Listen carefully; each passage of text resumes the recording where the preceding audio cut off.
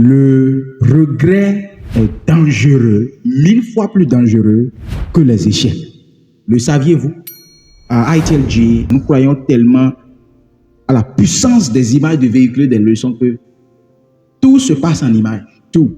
Donc, c'est à la base de ça que nous allons servir d'une image aujourd'hui, de Success Pictures, pour nous aider à provoquer la graine de la grandeur qui se trouve cachée dans quelqu'un qui regarde cette vidéo aujourd'hui.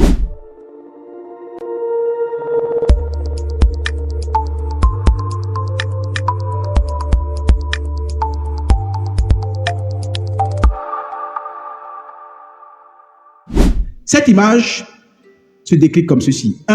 On voit deux personnes sur le lit d'hôpital, presque à terme de leur vie. À droite, nous voyons un monsieur qui a un visage extrêmement malheureux, rempli de ressenti, qui est vraiment amer, avec un visage très aigre. Dans la mémoire du vieux qui est à droite, on l'a vu seulement devant la télé, sûrement en train de regarder Bachelor ou bien Netflix. C'est tout ce qu'il a fait toute sa vie, regarder la télé. Et au soir de sa vie, voilà le visage qu'il a, l'état dans lequel il se trouve. Par contre, regardez notre vieux père de ce côté-là, peut-être le plus âgé. Regardez comment son visage est radieux, resplendissant. Pourquoi? Parce que dans sa mémoire, on voit des choses qu'il a essayées, des personnes qu'il a aimées, des endroits qu'il a visités, les choses qu'il a eu à faire ou à ne pas faire. Tout sauf rester inactif. Quelles sont les leçons de vie qu'on peut tirer de cette image de façon pratique? La première leçon, c'est votre expression faciale ou vos langages corporels transmettent les messages de ce qui se passe dans vos sentiments, dans vos émotions, dans votre tête. Ce que vous pensez. Votre état d'âme, on voit ça à travers votre visage. Parce que 55% de la fois, nous les humains, nous transmettons des messages à travers notre gestuelle, nos langages corporels ou notre expression faciale. C'est la raison pour laquelle il nous est conseillé de ne pas promener du regard inquiet. Parce que quand vous promenez du regard inquiet, vous êtes lamentable et on peut voir à travers vous. Mon ami, il faut sourire. Peu importe ce qui se passe, il faut toujours sourire. Parce que quand je regarde ton visage, je peux, par hypothèse, déterminer, en tout cas, pas à 100%, mais je vais aller à un pourcentage très élevé de ce qui se passe dans ta tête. Et à travers des questions données, je vais les déceler. Donc faites attention à ce que vous faites, à votre visage, votre expression faciale. Ça parle beaucoup sur vous. Deuxième leçon.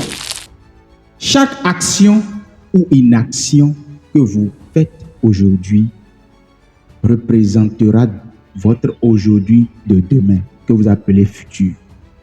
C'est-à-dire, si vous voulez voir ce à quoi votre futur va devenir, regardez l'action ou les inactions que vous faites aujourd'hui. Avez-vous entendu le proverbe qui dit « L'oisiveté est la mère de toutes les vices » ? Il est impossible pour un homme oisif qui ne produit aucun travail dans l'univers de se sentir heureux demain. Mon frère, je ne sais pas qui tu es, mais si tu ne produis aucun geste, aucun travail pour apporter de plus à d'autres personnes, je suis sûr et persuadé que tu seras toujours misérable, en insécurité chaque fois quand tu vois des personnes réaliser de grandes choses. Ce n'est pas les gens qui t'empêchent, c'est ton inaction, ton oisiveté qui fait en sorte que tu te sens toujours misérable, inutile, pas de valeur. L'action est la dernière chose qui déclenche le miracle. Tout résultat dans la vie se produit à travers l'action. L'action est la langue que Dieu parle. Donc si tu ne poses aucune action, tu n'auras aucun résultat parce que dans le processus de la manifestation, c'est après l'action qu'on a le résultat. Ce n'est pas après la pensée. Non, tu peux penser, tu peux réfléchir comme tu veux. Aussi longtemps que tu ne te mets pas en action, rien ne va sortir comme résultat. Mais quand tu n'as rien comme résultat, tu ne célèbres rien. Et quand tu ne célèbres rien, tu es misérable, malheureux, peu importe ce que tu as obtenu. Troisième leçon, ce n'est pas parce que vous êtes vivant en vie que vous vivez votre vie. Il y a des gens vivants morts déjà. Cher ami, une chose est d'avoir le souffle de vie, l'autre est de vivre. Le jour où vous allez commencer par vivre, c'est le jour où vous allez découvrir ce pourquoi vous êtes né pour mourir. La vie ne commence que lorsqu'on fait des choses pour lesquelles on se sent vivant. Qu'est-ce qui vous fait sentir vivant? Tant que vous ne posez pas des actions qui vous font peur, vous ne vivez pas encore. Le jour où vous allez commencer par vivre, c'est le jour où vous n'aurez plus peur de la mort.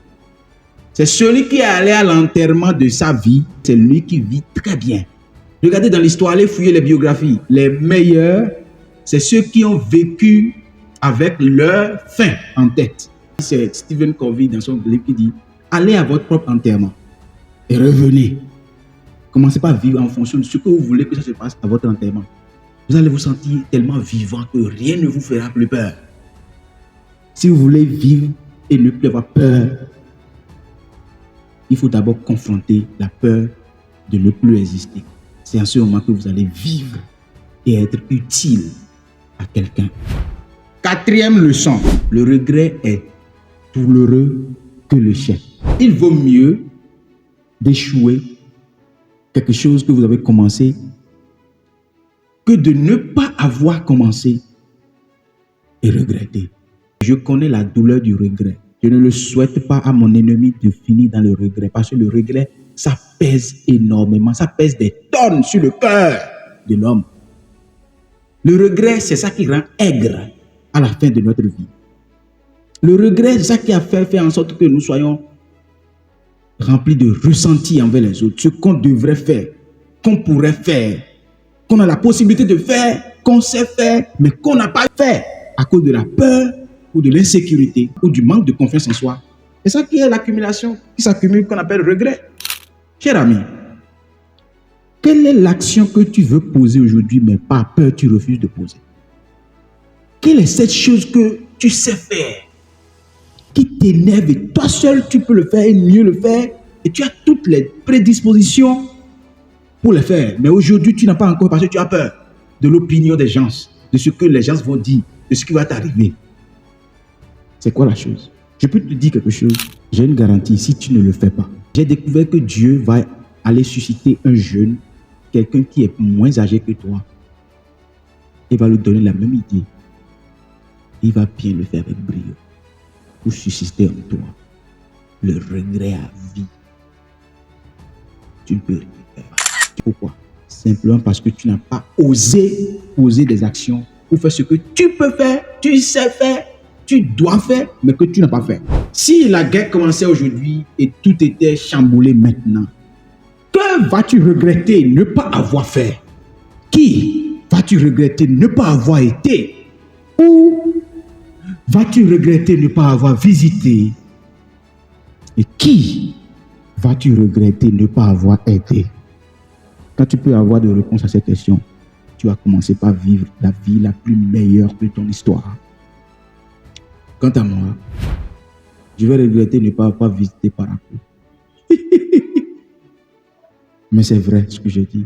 Je vais regretter ne pas avoir maîtrisé le piano. Je vais regretter ne pas avoir maîtrisé comment nager. Je vais regretter ne pas avoir transformé des vies vers la grandeur. Je vais regretter ne pas avoir été la meilleure version de moi-même.